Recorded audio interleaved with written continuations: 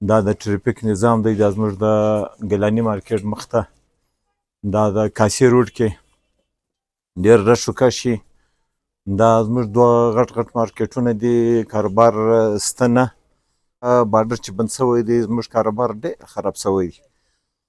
نو الله دې وکړي چې دا بارډر هم خلاص شي او دا د انسانانو دغه دپاره دغه روزګار لږ برابر شي. زه د ګیلاني مارکیټ نایب صدر حاجي خان میاخیل.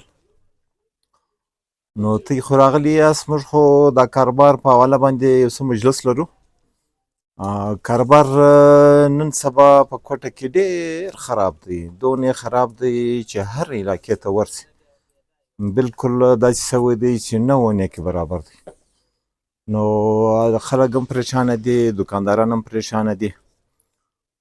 موږ دا غواړو چې سرکار موږ سره تعاون وکړي او د دغه کاروبار په حواله باندې دا د ټریفیک نظام دی دا زموږ د ګیلاني مارکیټ مخ ته دا د کاسې روډ کې ډېر رش وکشي.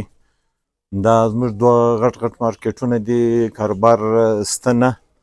نو داسې د بارډر په حواله به موږ څه مجلس وکړو چې دا بارډر چې بند شوی دی زموږ کاروبار ډېر خراب شوی دی. نو الله دې وکړي چې دا بارډر هم خلاص شي او دا د انسانانو دغه دپاره دغه روزګار لږ برابر شي او هر سړی کور لري، ژوند لري. نو پریشاني یې جوړه کړې ده. ډېره مننه کور مو ده. د الله احکامه څه دا غواړو چې دغه د دکاندارانو د دې کاروباریانو غږ واوري. خو دا ما اوس کومه موضوع باندې چې خبرې وکړلې په دغه خبر مجلس کوو چې مطلب کاروبار دی ډېر خراب، پریشاني جوړه ده. نو چې یو لایعمل راته جوړ کړي موږ ته د کوټې خلکو ته.